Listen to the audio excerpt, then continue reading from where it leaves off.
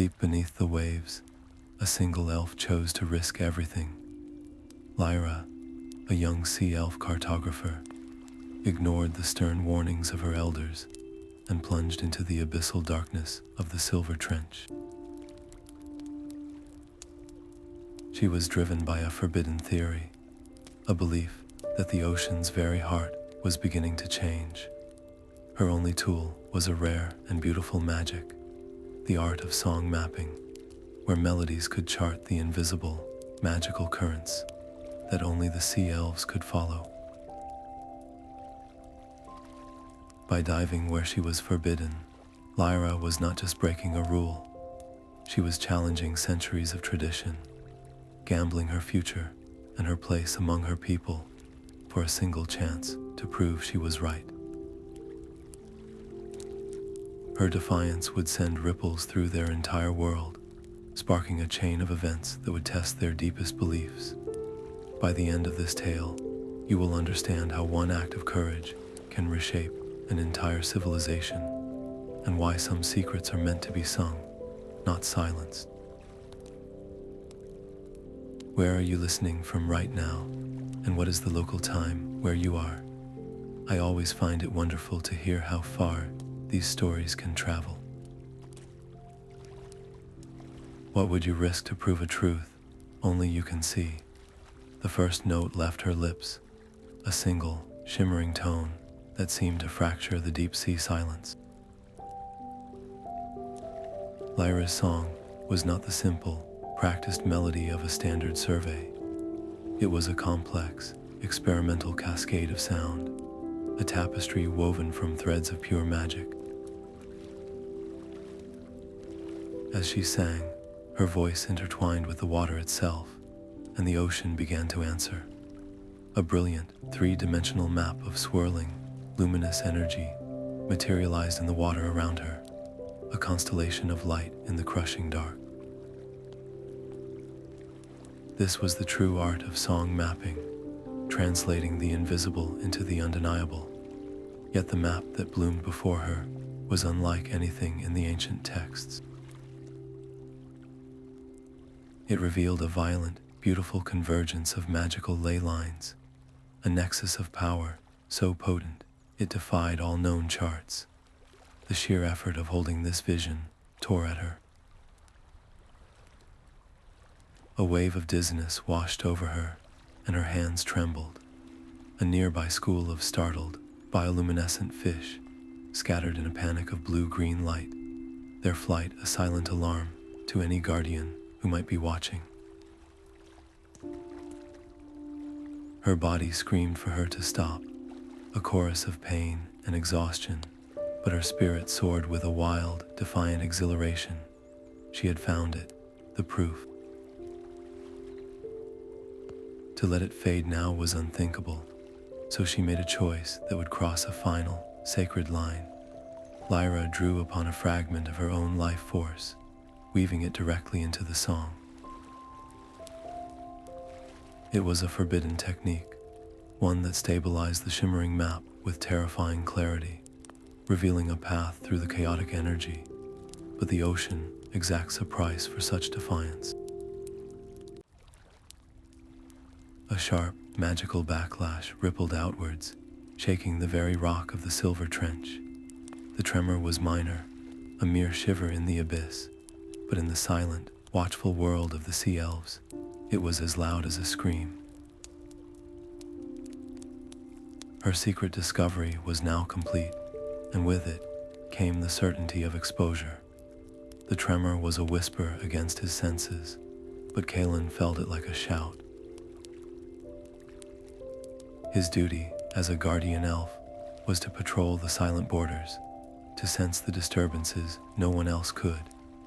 This ripple of magic was wrong, an unnatural shudder emanating from the forbidden depths of the Silver Trench. He moved with the swift, fluid grace of his kind, a shadow cutting through the water, following the fading echo of the tremor to its source. The water there still hummed with the ghost of a song, a complex and beautiful melody that felt both reckless and brilliant.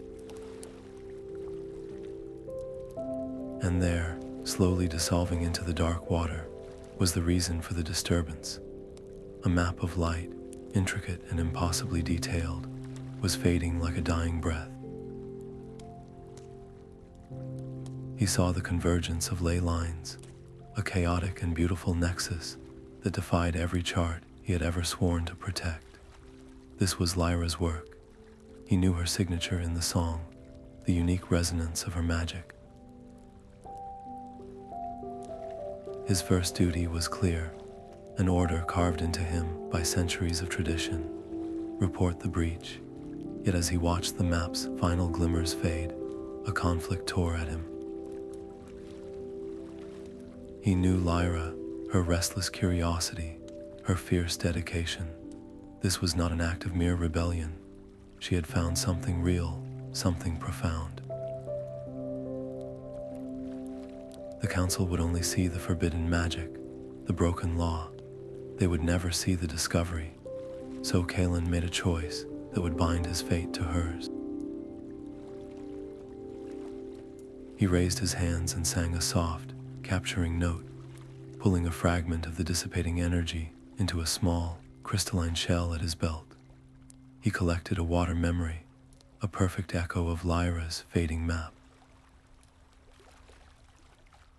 Then, with the evidence of her transgression secured in his mind, and the secret now burning in his pouch, he turned and swam toward the gleaming spires of the city to deliver his report. Lyra's private quest was over. Her discovery was now a subject of official inquiry, and Kalin, the guardian who betrayed her, was now the only other soul who knew its shape. The summons came not as a shout, but as a soft, resonant chime that echoed through the water to find her. It was a sound every Sea-Elf understood, a call to stand before the Coral Conclave. The great chamber was a place of immense beauty and immense pressure. Its walls formed from living, glowing coral that pulsed with a gentle, ancient light. The elders were arrayed before her, their faces a mosaic of stern tradition and quiet curiosity. They already knew of her transgression, of the forbidden dive, and the tremor she had caused. The air in the water itself felt thick with judgment. One elder, his voice like the grinding of continental plates, named her crime, recklessness that threatened their most sacred laws. But another, her eyes holding a flicker of something softer, asked not just what she had done, but why. This was the moment Lyra had both feared and prepared for.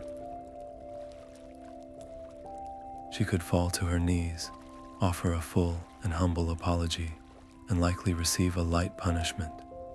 Her mapping privileges would be restored in time, and her place in the community secured.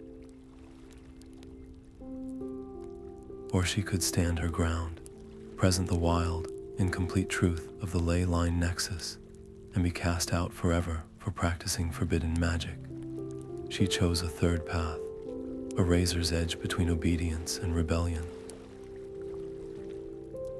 She bowed her head, a gesture of contrition, and apologized for her methods, for the danger she had caused. But then she lifted her gaze, her voice trembling not with fear, but with conviction. She spoke of shifts in the minor currents, of patterns in the migrations of the luminous jellyfish that did not match the old charts. She begged them to listen, to consider that the ocean itself was speaking a new language. She held back the full, terrifying evidence of the convergence, knowing its sheer power would brand her not as a cartographer, but as a wielder of dangerous, volatile magic. The conclave was silent, the elders exchanging unreadable glances. They saw her passion, and a few saw the spark of potential she represented, but they could not reward disobedience. Her mapping privileges were suspended. She was placed under the watchful eyes of the guardians, her every movement noted. Her credibility was fractured, her official research brought to a halt. Walking out of the chamber, Lyra felt the weight of their scrutiny like a physical chain. She had saved herself from exile, but in doing so, she had boxed in her own discovery. The path of the scholar was now closed to her. If she wanted to prove her theory, she would have to find another way, a path that moved not through the halls of power, but through the silent, unobserved shadows of the sea. He found her among the drifting gardens of moon kelp, a place she often went to think. Lyra did not look at him as he approached, her focus on the gentle sway of the fronds. Kalen's presence was a disruption, a reminder of her failure and his role in it. She expected a reprimand, a final warning to stay in the city's bounds. Instead, he swam closer, his voice low and urgent. "I have something that belongs to you," he said. From the small pouch at his belt, he drew the crystalline shell. With a soft hum, he activated it, and the water between them shimmered. There it was, her map, the violent and beautiful convergence of ley lines, preserved in perfect miniature detail. Lyra's breath caught. "You kept this," she whispered, her mind reeling. He had not just reported her, he had saved the very evidence that could damn them both. His proposal was simple and terrifying. He knew the council would never authorize a deeper investigation. He knew the old charts were silent on such phenomena. He believed her. His knowledge of the secure, unpatrolled paths through the outer reefs could shield their movements. Her unique skill could decipher the map's secrets. It was an offer of alliance, a chance to finish what she had started. Trust did not come easily. Lyra saw the guardian in him, the one bound by oath. "What stops you from turning us both in tomorrow?" she asked, her voice tight. Kaelen met her gaze, his own conflict clear. "My oath is to protect our people," he stated. "And if the ocean is changing in ways we do not understand, then ignoring that change is the greater betrayal." The silence that followed was heavy with risk. They were standing at a precipice. To agree was to become co-conspirators, to tie their fates together. Her solo defiance was now a shared secret, and the peril was doubled. If they were discovered, it would not be a suspension of privileges. It would be exile for them both. With a slow, deliberate nod, Lyra accepted. They made a simple, solemn vow of secrecy. Their first task was not to dive back into the trench, but to find a sanctuary, a place far from prying eyes where they could study the water memory and plan their next move without every shadow feeling like a threat. The forgotten sea caverns were a labyrinth of cold, silent stone. Kaelen led the way, his movements sure and silent through narrow, twisting passages that felt like the veins of the world itself. No song had echoed here for generations, and the water was heavy with a profound stillness. Then the passage opened, and the stillness shattered into light. They drifted into a grotto that stole the breath from their lungs. The walls, floor, and ceiling were a tapestry of living crystal, each facet pulsing with a soft, internal light. It was a sanctuary of raw, untamed magic, a place that seemed to listen. The moment Lyra entered, she felt a surge of power, a resonant hum that vibrated in her very bones. The grotto's innate energy was already reaching for her, amplifying the potential of her song. With a shared look of awe and apprehension, they knew this was the place. Lyra drew the crystalline shell from her pouch.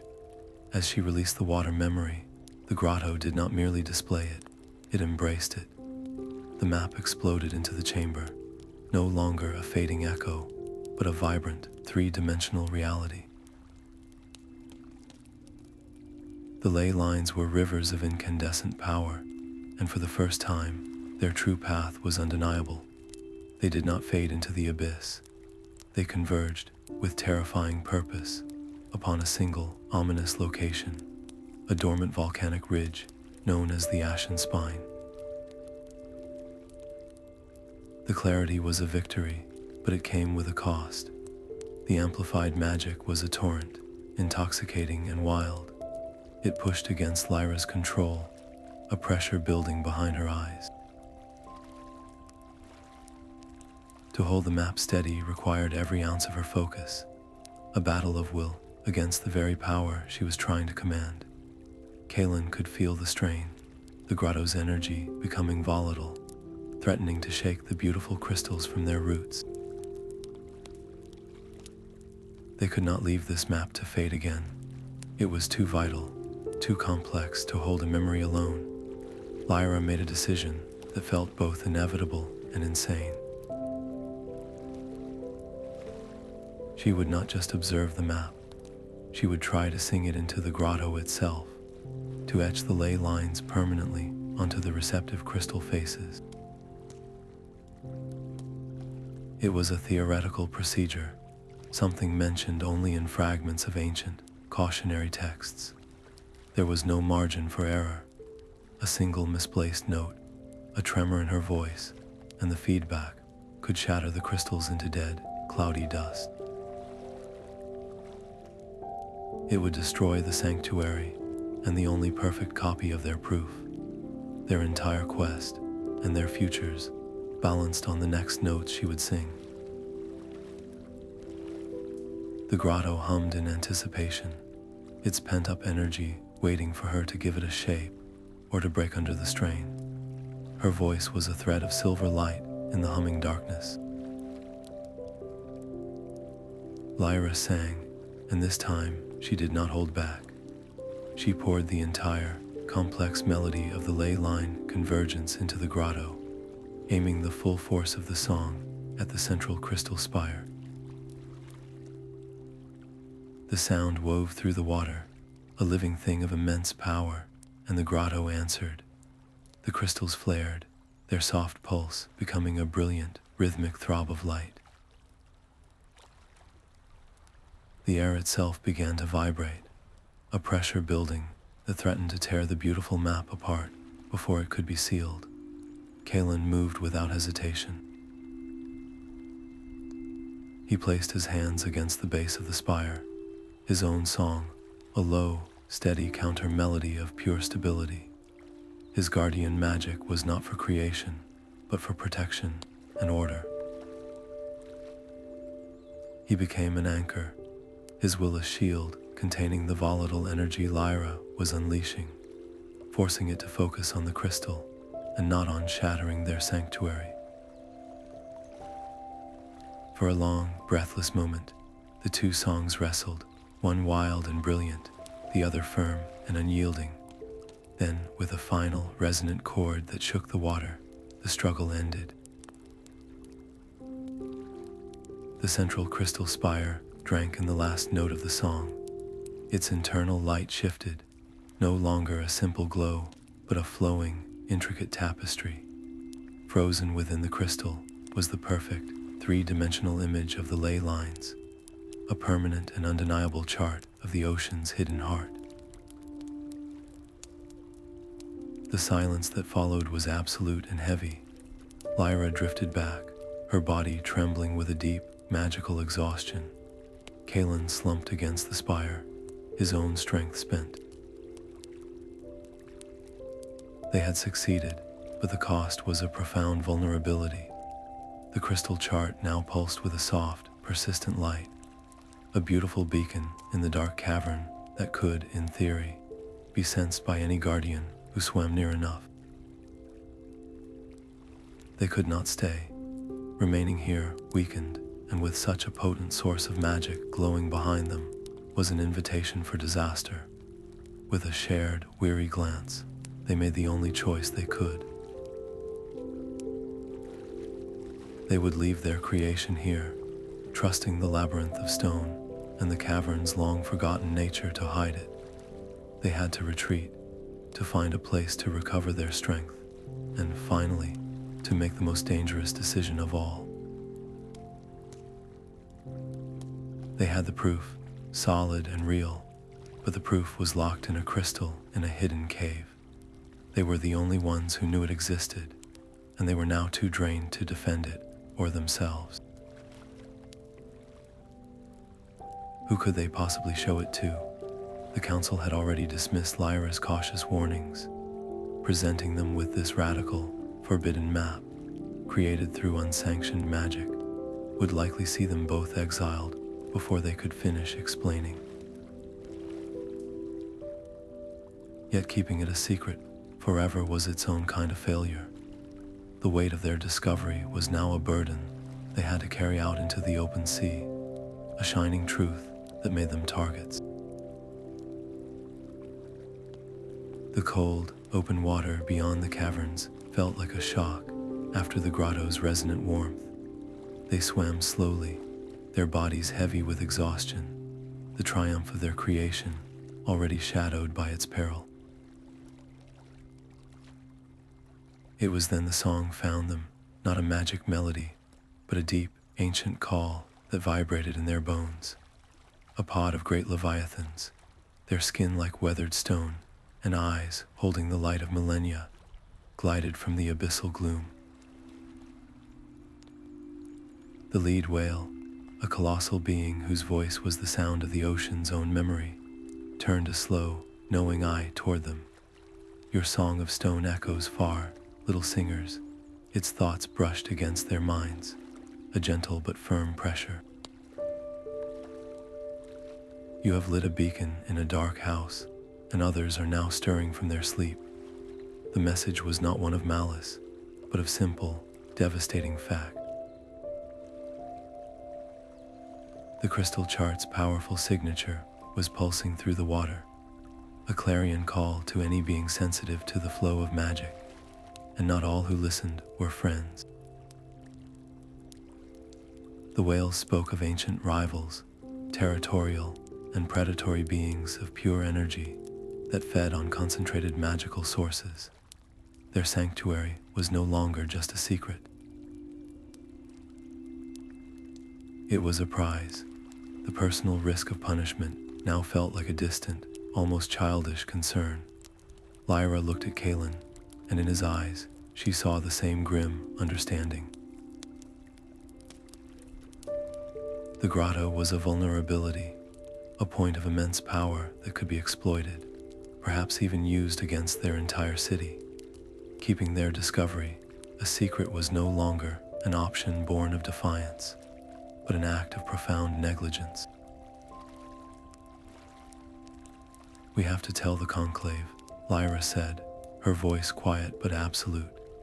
Kaelen nodded, his guardian instincts fully aligned with this new, greater duty. "The Council may exile us, but if we say nothing, they will be defenseless."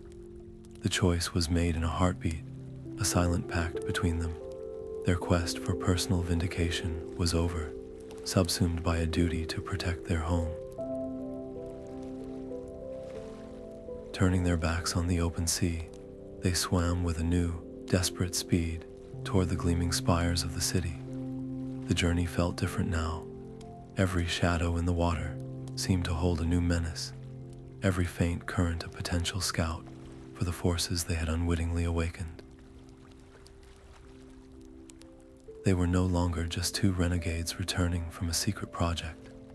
They were messengers racing against a tide of their own making, carrying a warning that might arrive too late. The hope that the elders would listen warred with the chilling certainty of what pursued them. Their truth, once a fragile thing they sought to prove, had become a weapon, and they were rushing headlong toward the very people they had sought to defy. Hoping against hope, that their voices would be heard before the ocean itself answered the call of the crystal. The polished spires of the coral conclave offered no comfort this time. Lyra and Kaelen did not bow as they entered the great chamber. They stood before the elders as equals, their postures rigid with a new kind of urgency.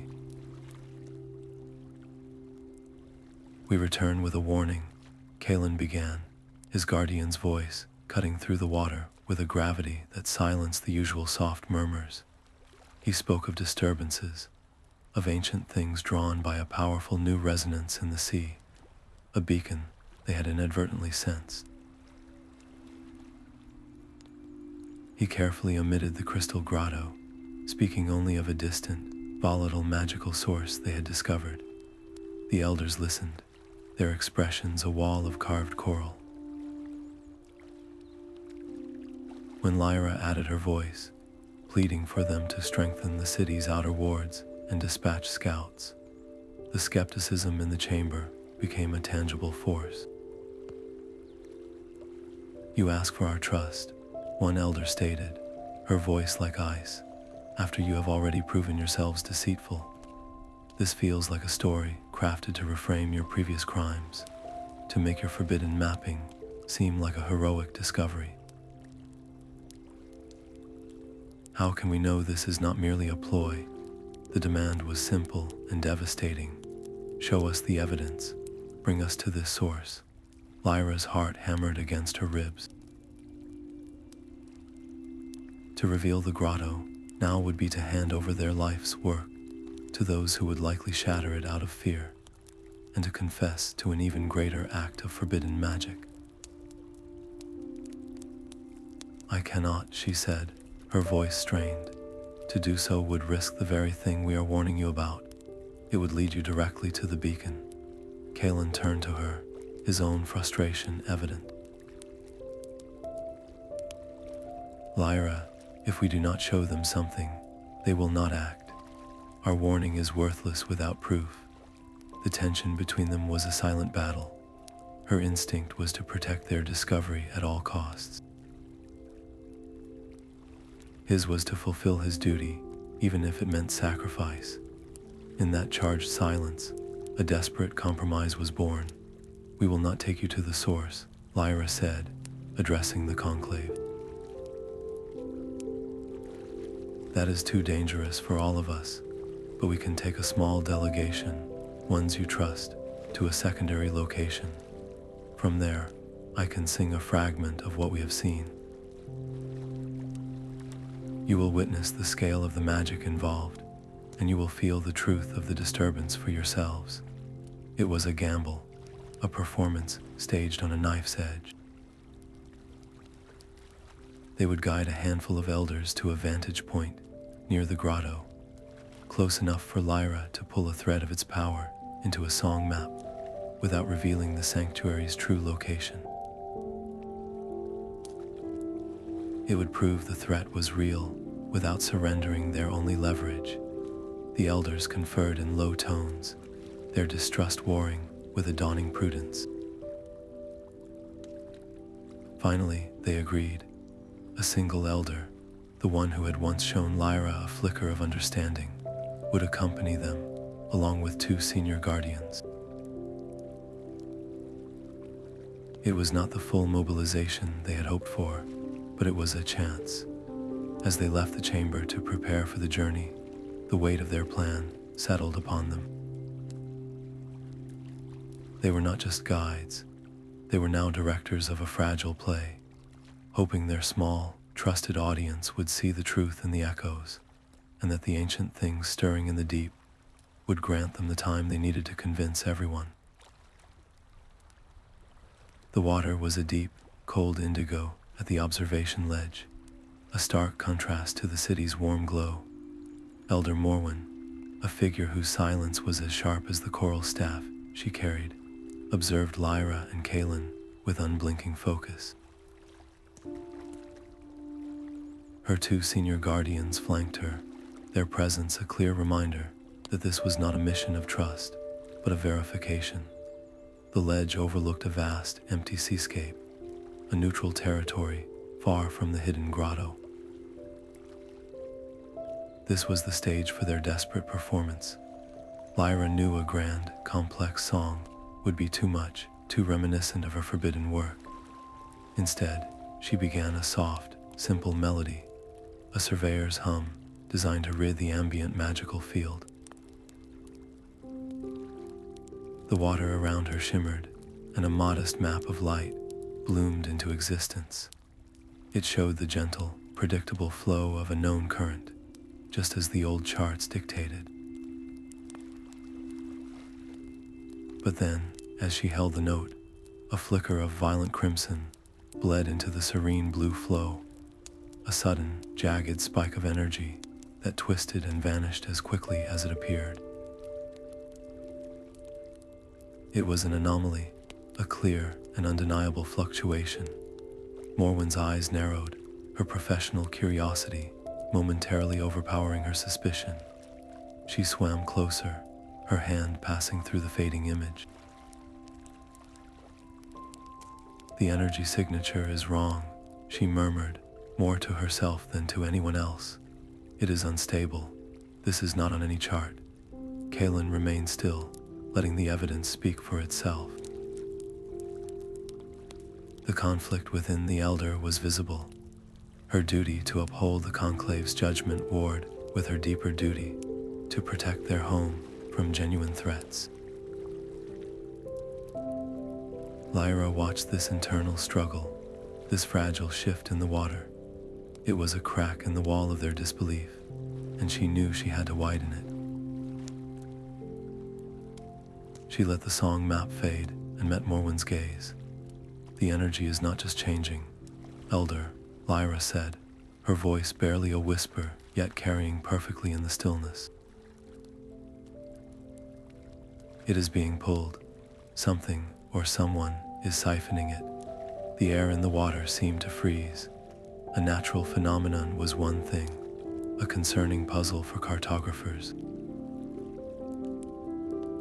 But a deliberate act of magical theft was an entirely different kind of threat. It was an attack, a violation of the ocean's natural order.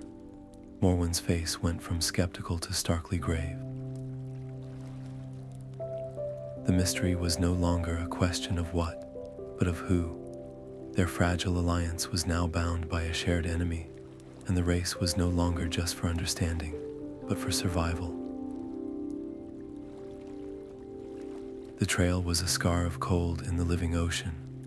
Following the faint, unnatural void in the water's warmth felt like tracking a ghost, a path of absence that led them away from the familiar currents and toward the ominous silhouette of the ashen spine. The volcanic ridge loomed ahead, its dark rock a stark contrast to the vibrant life of the coral city. As they drew closer, the water itself began to feel thin, its vital energy muted. Kaelen felt it first, a dulling of his magical senses, as if a fog were settling over his mind. The others soon noticed it too, a growing vulnerability that set their nerves on edge. They were swimming into a dead zone. Then they saw the source. Scattered across a field of barren rock were jagged, black obsidian shards, driven into the seafloor like crude spikes. Each shard pulsed with a faint, ugly light, and around them, the water shimmered with a visible distortion as ambient magic was violently torn away and drawn downward. This was not the elegant, song-based art of the Sea-Elves. This was a brutal, parasitic technology, something ancient and alien. Morwen drifted toward one of the shards, her face a mask of grim realization. She did not need to consult the old charts anymore. The evidence was here, cold and hard, actively draining the life from the sea around them. Her earlier skepticism vanished, replaced by the clear-eyed focus of a commander assessing a threat. With a sharp, silent gesture, she summoned the swiftest of her guardians. Her orders were whispered but absolute. Return to the Conclave, Show them this. Tell them we need every available guardian, now. The messenger nodded, turning with a flick of his tail and vanishing into the gloom. The small scout party was now alone in the silent, draining field, the hunters suddenly feeling like the hunted.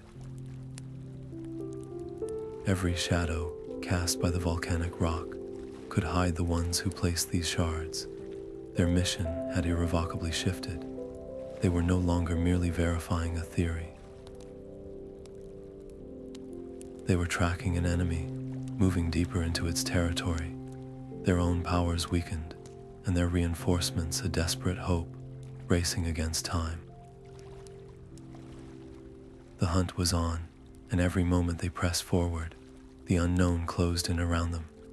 The volcanic ridge was a living, breathing enemy. The water grew thick and hazy with mineral plumes, and sudden geysers of superheated water erupted from fissures in the dark rock, creating violent, unpredictable currents. Navigating this chaos by sight alone was impossible. The team huddled behind a large, stable rock formation as Lyra closed her eyes, her song a quiet, focused thread against the roar of the vents. A delicate, shimmering map unfolded before them, not of ley lines this time, but of thermal currents and pressure points. It revealed a narrow, winding path of cooler, stable water, a fragile ribbon of safety through the boiling maze. Follow the blue, she instructed, her voice strained with the effort of holding the complex image steady in the turbulent environment. They moved in a tight line, Lyra's map their only guide. At one point, a massive section of the seafloor directly ahead of them, which looked solid, glowed a warning red on her map just moments before it collapsed into a churning pit of steam and molten rock. The senior guardians, who had watched her with suspicion hours before, now followed her directions without hesitation. Their tentative respect was earned not with words, but with each disaster her song helped them avoid. Kalin swam at the head of their formation, his own magic flaring in a protective shield that deflected the worst of the scalding heat and the disorienting magic that leached from the obsidian shards. He was a bulwark, absorbing the environmental assault, so Lyra could concentrate and the others could move. The unity they had lacked was forged in the extreme heat, a silent pact between them all. Every minute in the ridge was a gamble. The unstable ground could give way. A hidden vent could scald them in an instant. Or worse, the enemy they knew was here could strike while they were at their most vulnerable, blinded by steam and deafened by the roar of the earth. They were being pushed to their absolute limits, but with each careful step forward on the path Lyra's song revealed, they drew closer to the heart of the silence and to the source of the drain that threatened to consume their world. The path of cooler water ended at the edge of a vast, sunken caldera. There, rooted in the heart of the central volcanic vent, was the source of the silence. A towering spire of black obsidian rose from the churning depths, a structure of impossible scale and horrifying purpose.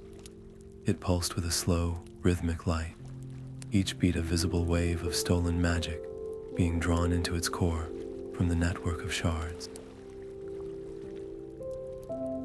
The sheer volume of energy it contained was staggering, a stockpile of power that felt heavy and wrong in the water, and around it, gliding like living shadows, were the beings who had built it. They were formless, non-corporeal shapes of deep violet and void black, their movements silent and utterly alien. They were not merely siphoning magic.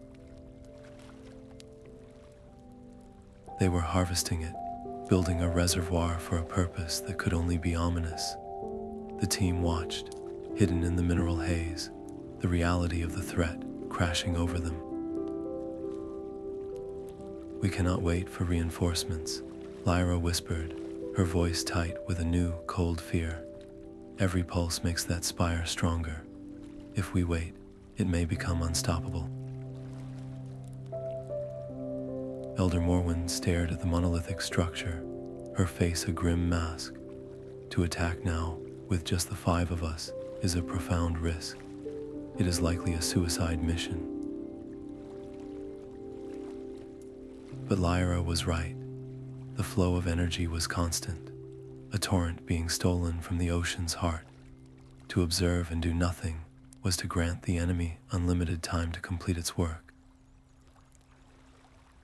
I can see a weakness, Lyra pressed, her cartographer's eye, analyzing the spire's structure. The core, where the energy converges, it is under immense strain. A precise, powerful sonic strike there could cause a cascading failure. It is our only chance. Morwen's gaze shifted from the spire to Lyra's determined face, then to Kaelen, who gave a single, grim nod. The Guardian knew the odds, but he also knew the cost of inaction. The Elder's decision was a quiet, heavy thing. We strike now, she said. We aim for the core. The commitment was made. They were no longer scouts. They were a spear, ready to be thrown against a fortress. With no guarantee of survival, they began their final preparations, each breath feeling like a countdown to a storm they were choosing to unleash. Kaelin's voice was the first to rise, a sharp, percussive note that shattered the oppressive silence. He and the 2 scouts shot forward, their songs weaving into a complex, aggressive shield of sound and light. A brilliant flare of distraction, aimed directly at the gliding shadow beings. The enemy turned as one, their formless bodies swirling toward the sudden, noisy assault. That was the signal. Lyra drew a breath, her entire being focusing on a single, hairline fracture she had spotted near the spire's pulsating core.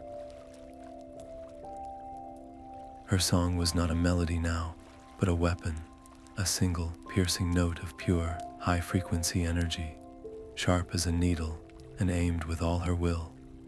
The sound hit the flaw with a shriek that tore through the water.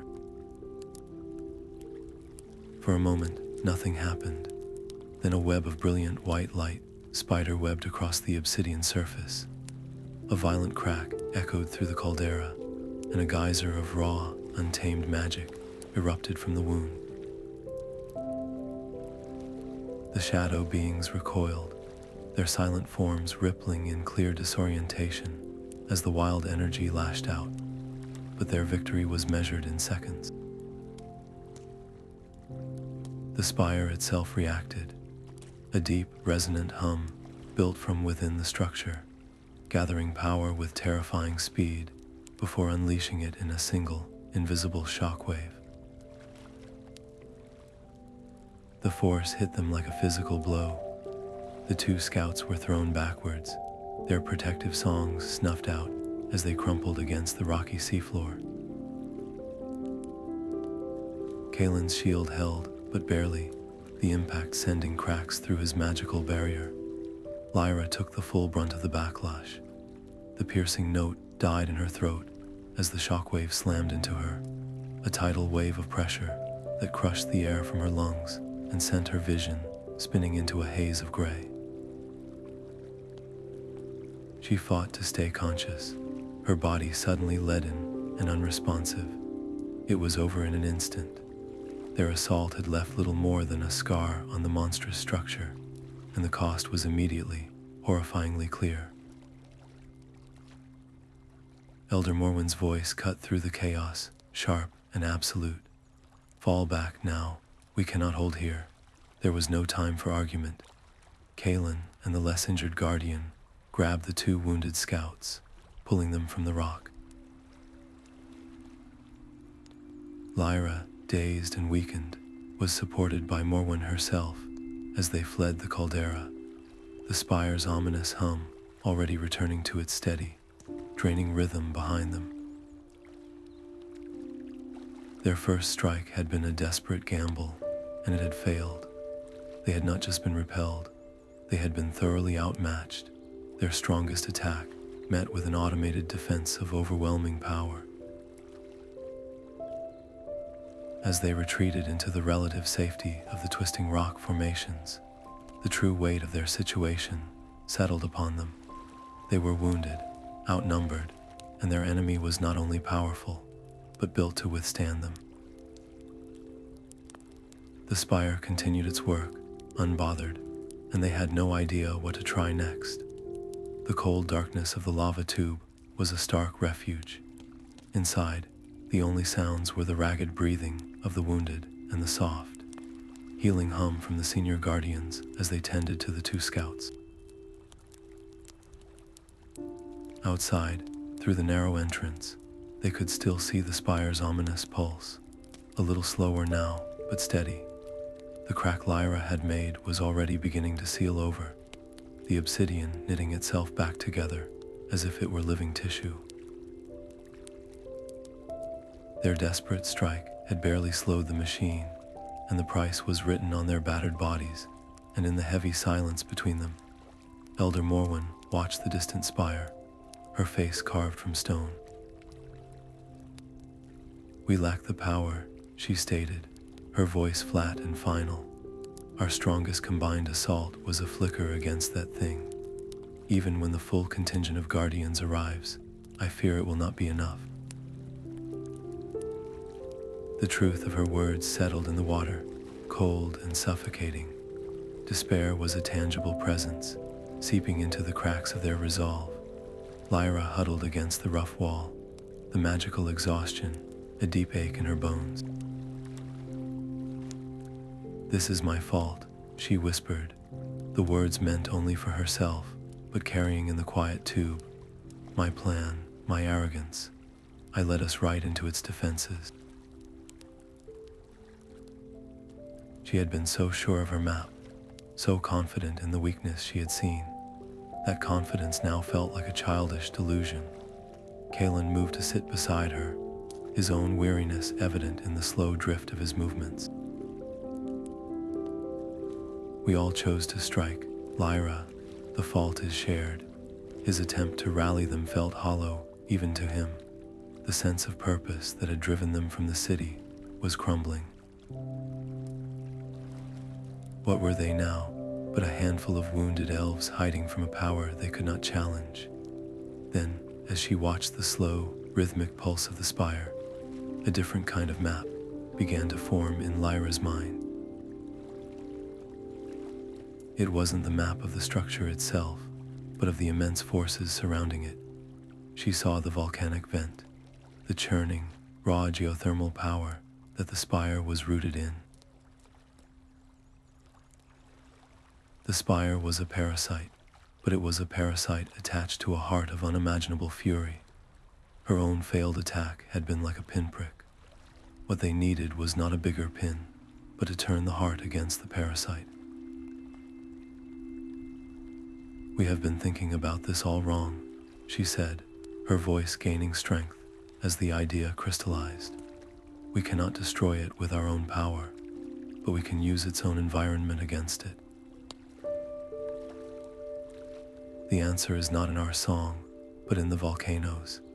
She explained her terrifying new vision. They would use her song mapping not to strike the spire, but to manipulate the very currents of magical and thermal energy flowing through the ridge.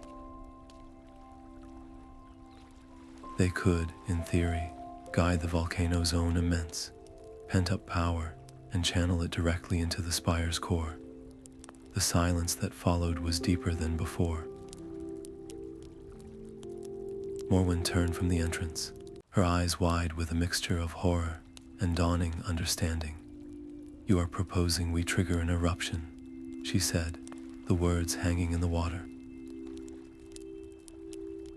"To overload the siphon," Lyra confirmed. "We would not be fighting the spire. We would be feeding it until it bursts." The gamble was monstrous.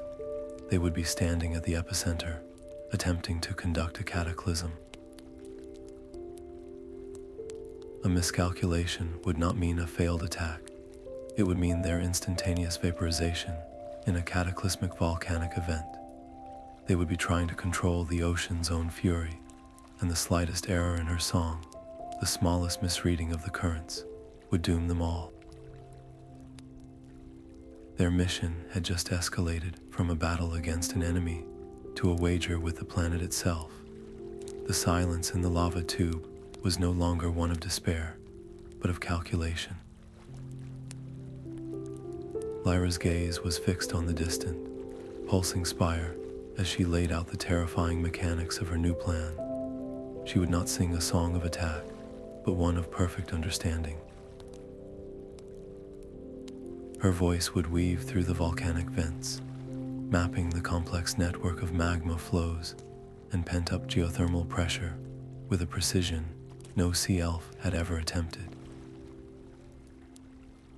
She needed to find the single, critical weak point in the entire ridge, a place where a directed sonic push could trigger a chain reaction, turning the mountain's own heart into a weapon against the parasitic spire. The song itself would be a monumental feat of cartography, a symphony of pure data that would leave her utterly spent. To achieve the necessary focus, she would have to sink into a deep, trance-like state, completely unaware of her surroundings and defenseless. Her life, in that moment, would be entirely in their hands. Kaelen was the first to voice the obvious, chilling risk. We could trigger an eruption that consumes the entire ridge, and us with it. What if we cannot control the chain reaction? We might shatter the ocean floor for leagues, causing more devastation than the spire ever could. This was not merely fighting an enemy. It was gambling with the fundamental stability of their world. The debate was short, sharp, and heavy with the weight of their limited choices. Wait for reinforcements that may still be too weak, and watch the spire grow invincible. Or place their faith in a volatile, untested theory that could either save their home or become the instrument of its ruin. Elder Morwen looked from Lyra's determined face to the weary, resolute guardians. There are no good paths, only necessary ones, she stated, her voice leaving no room for doubt.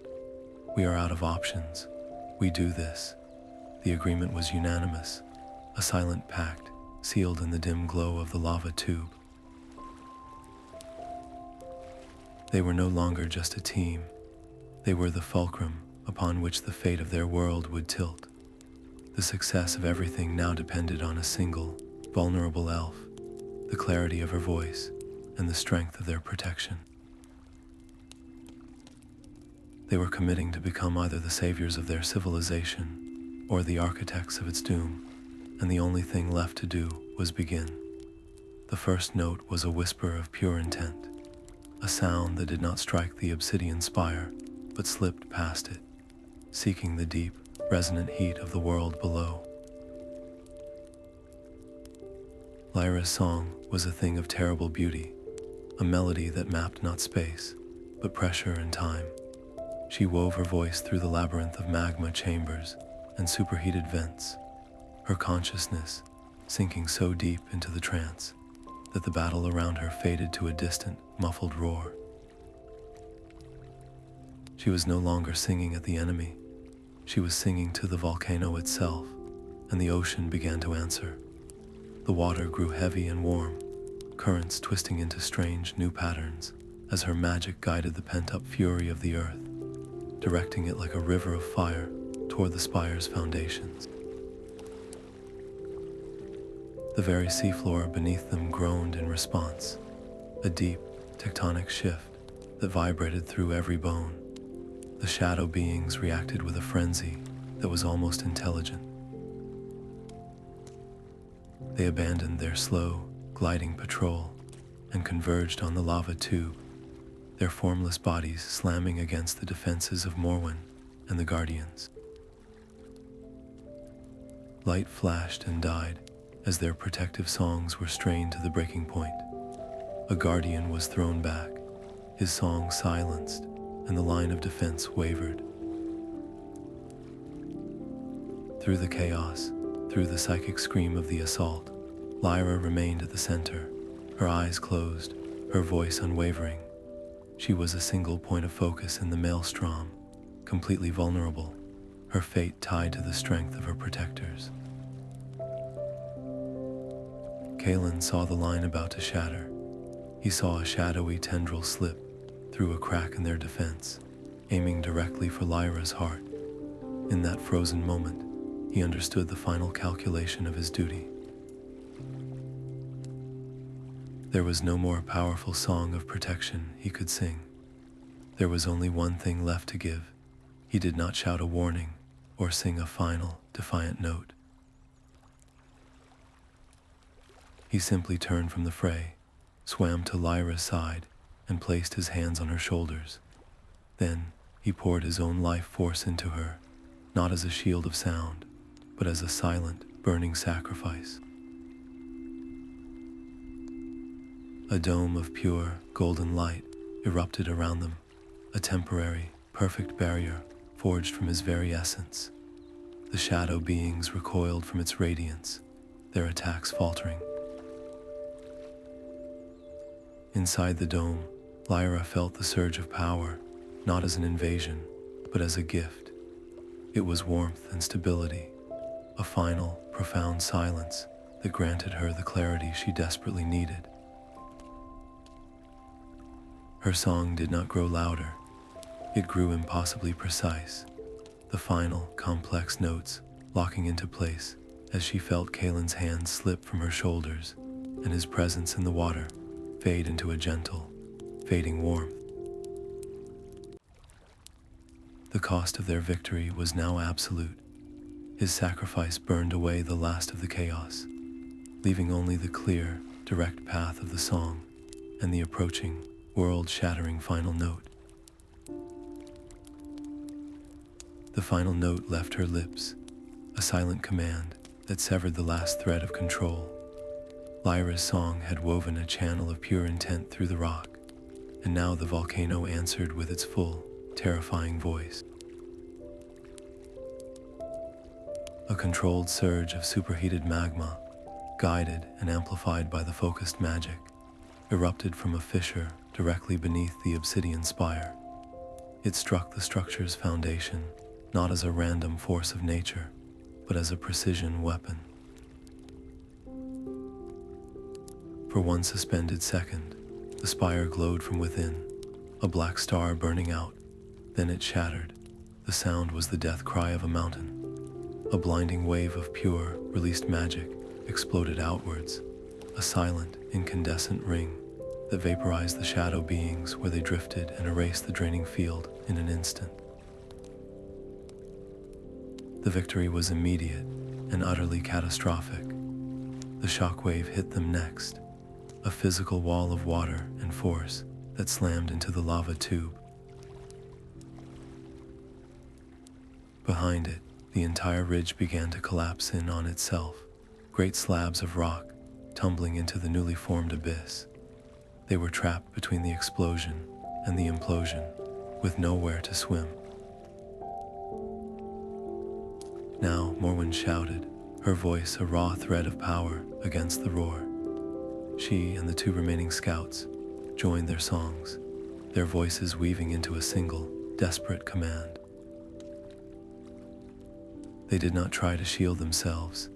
Instead, they pulled. They forged a powerful, directed current in the water, a magical riptide that grabbed Lyra and the unconscious, drifting form of Kaelen, yanking them from the crumbling edge of the tube just as its roof collapsed into rubble. They were not swimming, they were fleeing, riding the very wave of destruction they had unleashed. The ocean was a churning maelstrom of debris and boiling water, the world behind them dissolving into chaos. They had won, but their escape was a race against the total collapse of the landscape, a desperate flight on a current woven from their last shreds of strength, carrying the heavy price of their victory with them. The water finally stilled, the last echoes of the Cataclysm fading into a profound and heavy silence.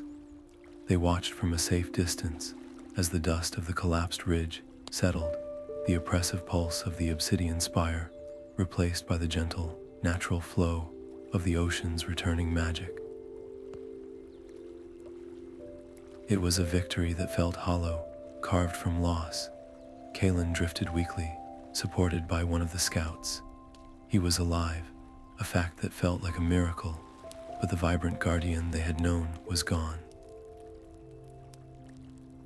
His connection to the sea was now a frayed thread, his strength so depleted that even the gentlest current seemed a struggle to navigate. His sacrifice had not been a temporary drain, but a permanent diminishing. Lyra's relief was a sharp, painful thing, tangled with a grief so deep it had no sound. She moved to his side, her hand finding his, and in that touch was a vow more binding than any oath spoken before the Conclave. She would dedicate herself not to discovery, but to restoration. She would use every fragment of her forbidden knowledge, every intricate map of magical flow, to find a way to mend what had been broken for her. She would teach others. No longer would the art of song mapping be a solitary, secretive craft, guarded by tradition and fear. She would ensure that every guardian, every cartographer, could see what she had seen, could understand the hidden currents of their world. The cost of their ignorance had been too high. The journey home was a quiet, somber procession. There were no triumphant songs, only the shared weight of their ordeal. They carried with them the memory of the fallen scout, the sight of the shattered spire, and the new, fragile reality of Kalen's condition. They had saved their civilization from an external threat, but in doing so, they had irrevocably altered its heart. The story of their defiance and sacrifice would ripple through the coral spires, challenging centuries of tradition. The Sea-Elves would now have to decide if they would cling to the old ways, or finally learn to listen to the new songs being sung in the deep. The gleaming spires of the coral conclave looked different upon their return, no longer a place of judgment, but a silent witness to their ordeal. Elder Morwen did not wait for questions.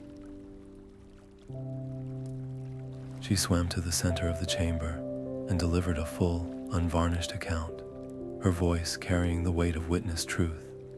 She spoke of the Obsidian spire, the draining field, the shadow beings, and the desperate volcanic gambit. But most of all, she spoke of sacrifice, of the guardian who gave his essence, and the cartographer who channeled a cataclysm. The silence that followed was not of skepticism, but of stunned reverence. In a formal ceremony that rippled through the entire city, the Conclave publicly exonerated Lyra and Kaelen. Their past transgressions were erased, their foresight and courage held up as a new standard for all Sea-Elves to follow. The cheers of the crowds were a warm current against Lyra's skin, yet she felt a profound chill.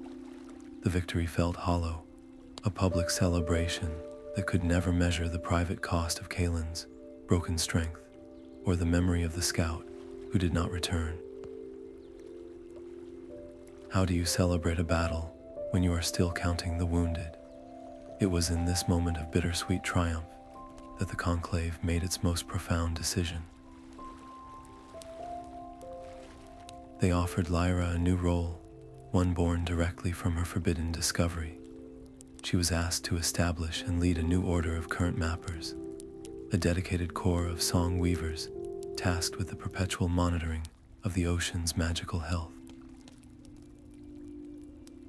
Her personal quest, once a solitary act of defiance, had now evolved into a lifelong, formal duty.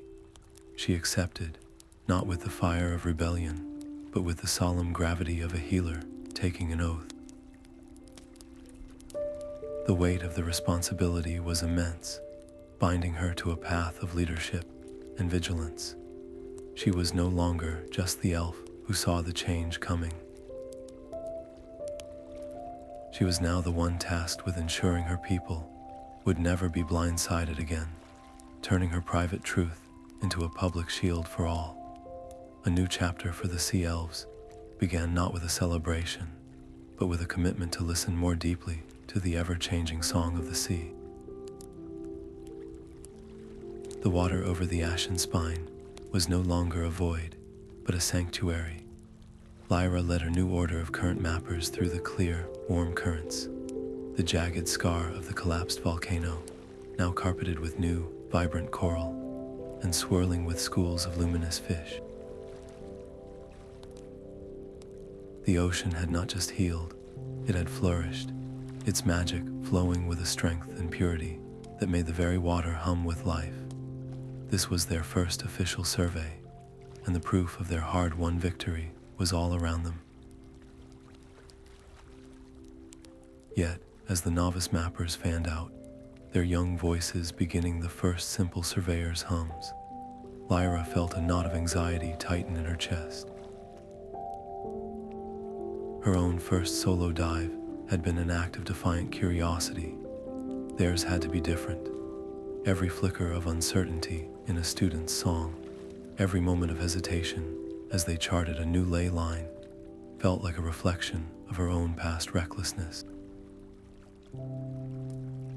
She was responsible for them, for their safety, and for the wisdom with which they would wield their art. The weight of leadership was a heavier pressure than any depth of the abyss. Watching one young elf swim too close to a still warm fissure, Lyra did not call out a sharp rebuke. Instead, she signaled for the group to gather. She pointed not to the fissure, but to Kalin, who drifted nearby, his presence a quiet, constant reminder. She began to tell them the story, not as a legend, but as a cautionary tale. She spoke of the obsession that led her into the silver trench, the tremor that betrayed her, and the moment Kaelen chose to sacrifice the core of his magic to protect hers. She made them understand that the beautiful, healthy currents they were now mapping were born from a near cataclysm, a price paid in permanent loss. This, she explained, was the true foundation of their new order. They were not merely charting the sea, they were learning to listen to its needs, to understand that every line on their maps was a thread in a living, breathing system. The skill of song mapping was meaningless without the solemn duty to protect what it revealed. She was giving them more than knowledge. She was giving them a legacy of reverence, ensuring the next generation of Sea-Elves would be guardians first and cartographers second. Lyra's leadership of the new order did not end when the official surveys were complete. In the quiet hours, she would find Kaelen drifting in the city's tranquil gardens, his gaze distant. The vibrant, effortless connection he had once shared with the ocean was now a faint and fractured echo. He could feel the sea's presence, but he could no longer command its currents or weave protective songs. It was a loss that went deeper than any physical wound, a silencing of the very core of who he was. Lyra saw the quiet frustration in his eyes, the way his hands would curl into fists at his sides when a simple current proved too strong to navigate. Her guilt was a constant, cold companion. Her discovery, her plan, had demanded this price, and he had paid it without hesitation. So she began a second, private duty. She composed not maps, but gentle, therapeutic melodies, songs woven from the softest harmonics of the returning magic. She would sit with him, her voice a quiet hum, and guide his awareness to the subtle flows of energy around them. It was painstaking work, like teaching a bird with a damaged wing to feel the wind again. For a long time, there was no response, only the hollow silence where his power had been. Then, one evening, a flicker. As Lyra sang a particularly intricate pattern, Kalen's hand twitched. A single, dormant spark of his own magic stirred an answer, a pale golden light that shimmered for a heartbeat around his fingertips before fading. It was not strength, but it was a sign. The path to recovery, they both understood, would be a long one, and the destination would never be what it was before. He would never again be the swift, powerful guardian, patrolling the silent borders. The realization was a grief they both had to carry. Kaelen wrestled with the ghost of his former self, feeling adrift and purposeless.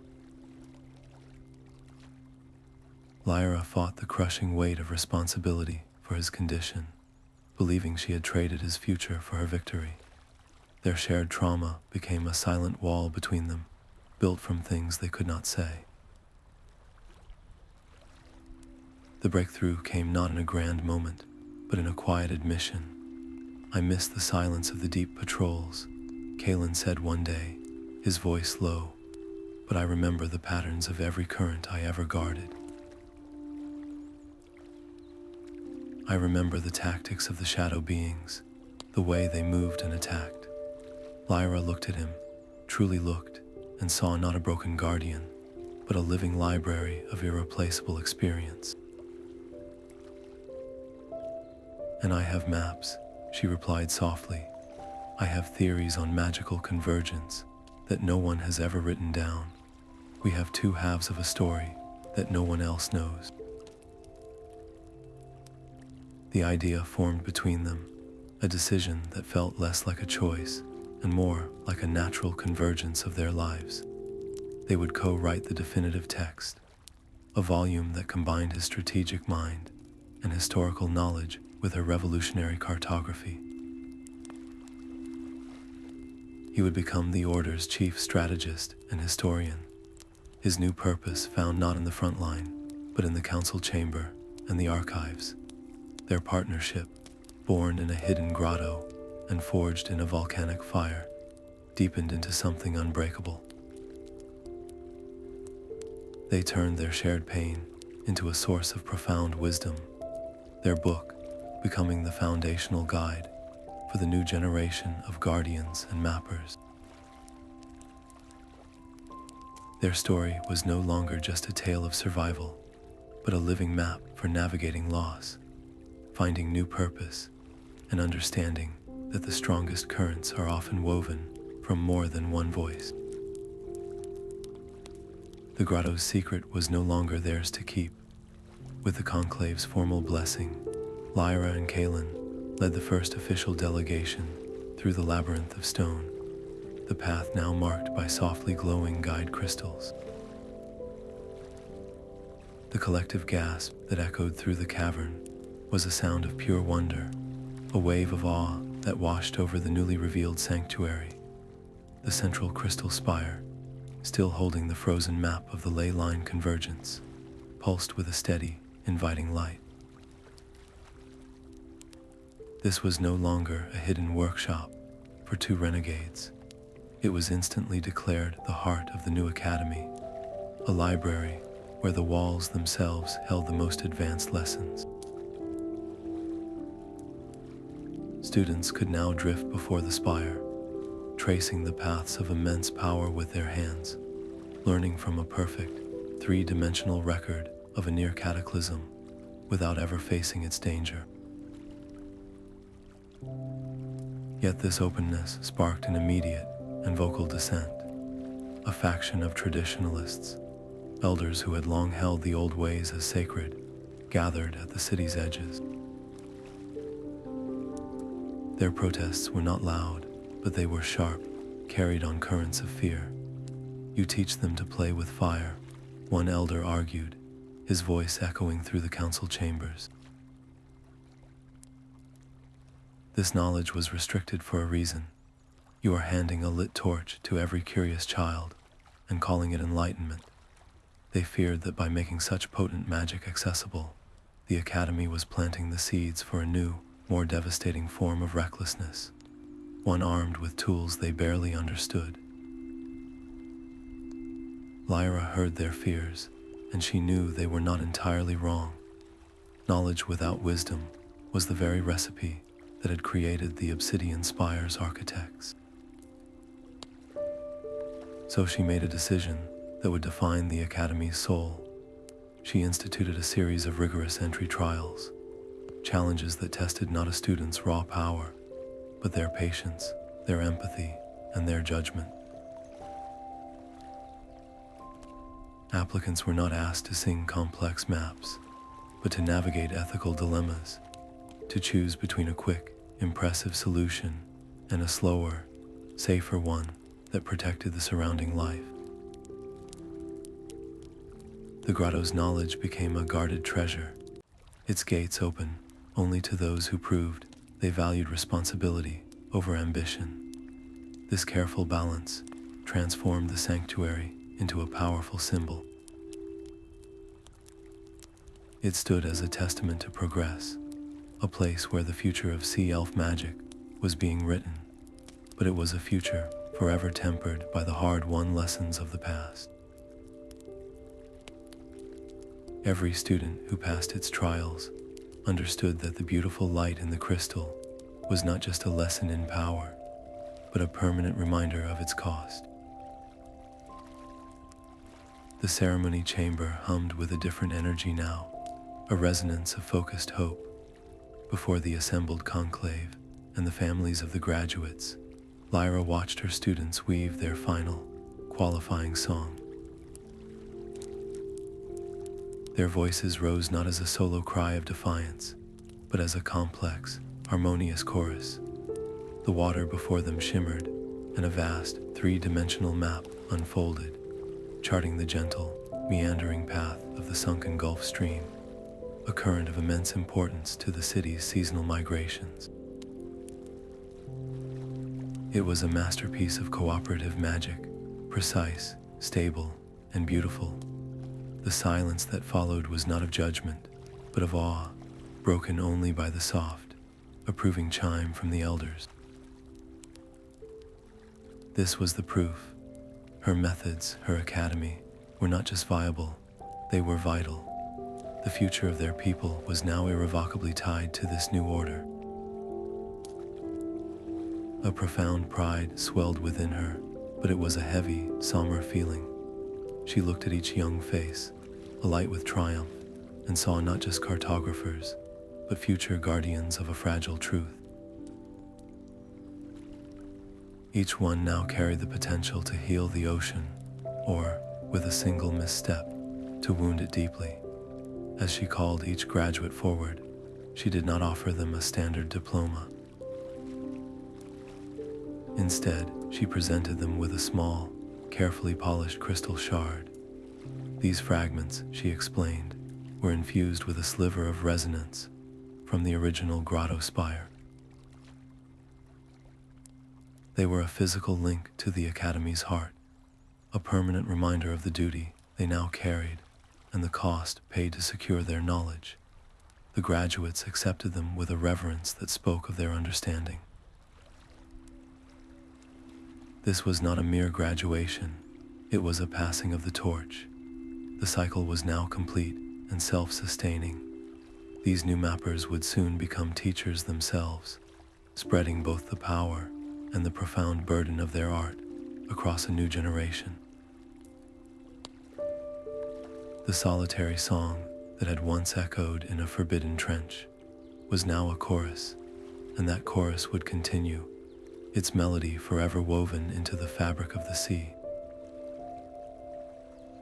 The abyssal plains held a new kind of silence, a quiet, broken only by the routine survey hum of a young mapper named Lyra. Her song was a gentle probe into the darkness, checking the familiar, predictable flows. Then her melody hitched, a faint, shimmering thread of energy, unlike any ley line or thermal bent she had ever charted, pulsed just at the edge of her perception.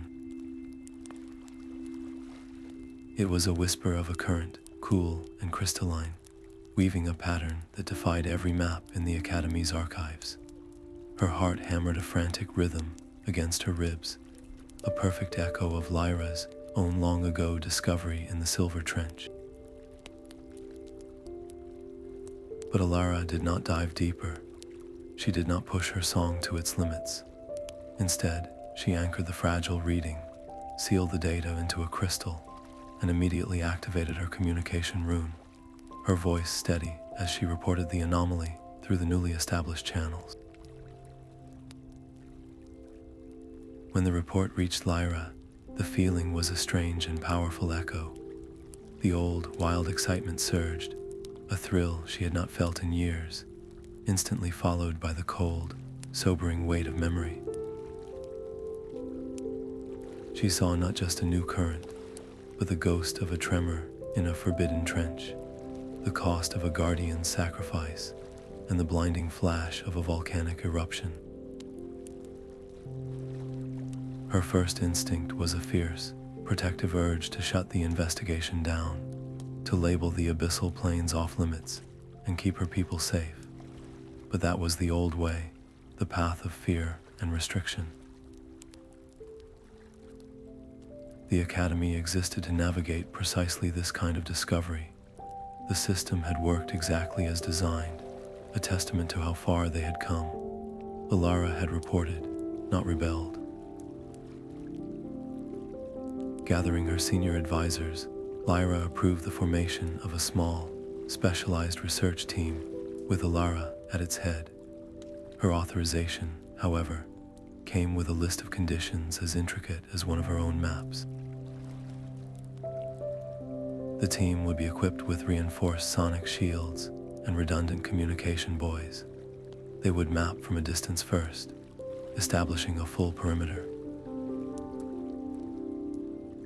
Most importantly, they were to maintain a constant, open channel with the Academy, reporting every fluctuation, no matter how minor. We observe before we interact, Lyra instructed, her voice calm but firm. We understand before we ever think to control. As the team departed, Lyra watched them go, a complex knot of pride and anxiety tightening in her chest. They were not a lone cartographer plunging into the unknown. They were a coordinated unit, a manifestation of their hard-won wisdom, moving with purpose and preparation into the endless mystery of the deep. The ocean would always have new secrets to reveal, but now, for the first time, the Sea-Elves were truly ready to listen.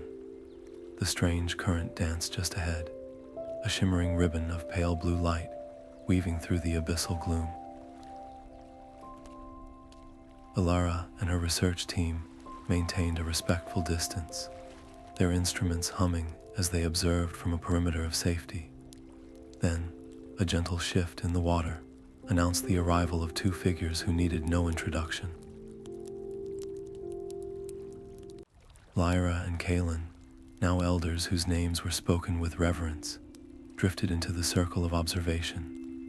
They moved with a slow, practiced grace that spoke of a lifetime navigating the ocean's secrets.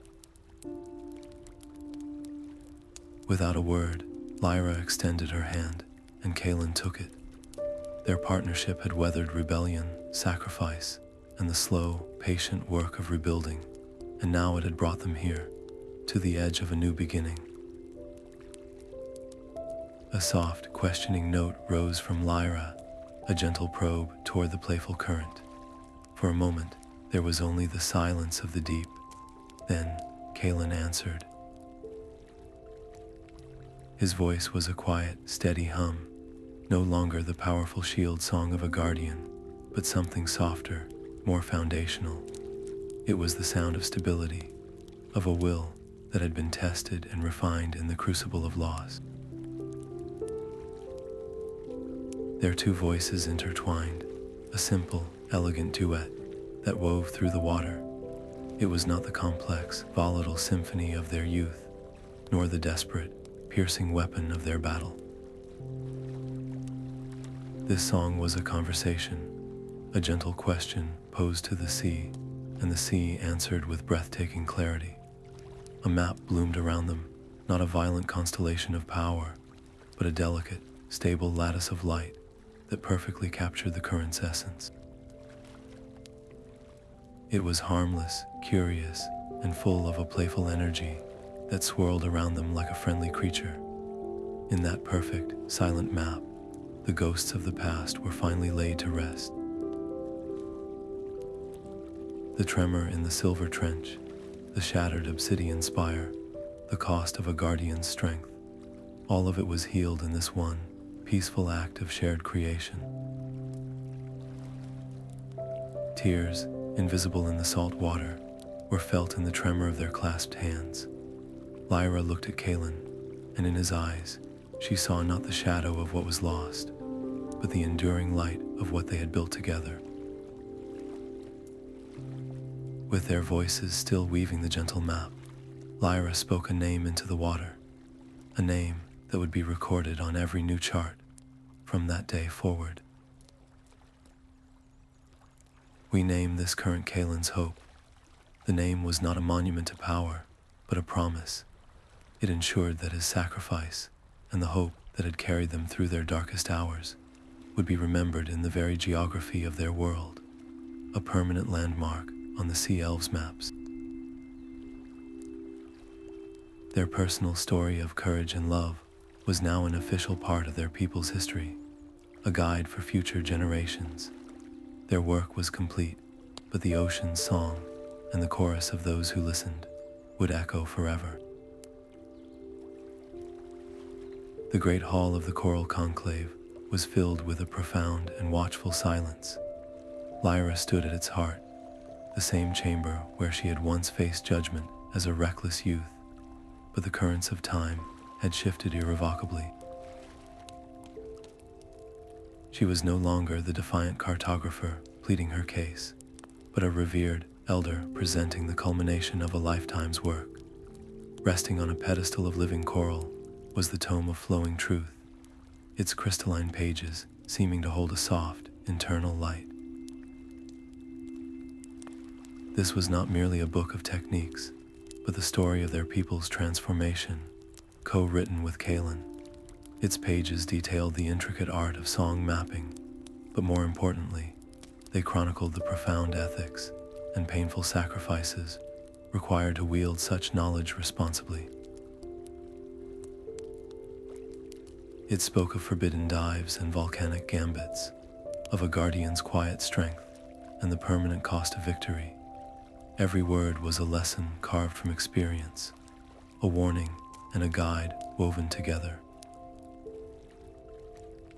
The final moment had arrived. Lyra drew a soft breath and began to sing the sealing note, a single resonant tone that was both a key and a lock. As the sound left her lips, it wove through the tome's pages, a thread of pure magic that bound its wisdom forever. The book glowed with a final, gentle pulse, and then the light settled into a deep, steady hum, its knowledge now secure, accessible only to those who approached with the right intent. In that moment, Lyra understood the true shape of her journey. It had never been solely about mapping the hidden currents of the ocean. Her real legacy was the responsible path she had charted for all who would follow, a course that ensured the beautiful, dangerous power of their magic would always serve life, never mere ambition. The work of a single cartographer was complete, but the chorus of guardians was just beginning. The Sea-Elf civilization now thrives in a state of profound and watchful harmony. Their understanding of the ocean is no longer a collection of static charts, but a living, breathing dialogue, continuously deepened and safeguarded by the ever-vigilant order of current mappers. From a quiet home nestled near the Academy's luminous spires, Lyra and Kaelen Watch the new generation learn. The air is constantly filled with their young voices, not singing songs of conquest or rebellion, but weaving a protective harmony that now extends throughout the known seas. These melodies do more than trace invisible currents of magic. They chart a living history. Each note carries the memory of sacrifice, the hard-won weight of wisdom, and the quiet, enduring hope that was paid for with a guardian's strength. For the Sea-Elves, this is the final, most important lesson. Their greatest discoveries revealed that with the immense power of true knowledge comes an even greater responsibility to protect the delicate world that grants it. The ocean's future, with all its mysteries yet to be sung, rests in capable and caring hands, a chorus of voices ensuring the song never ends.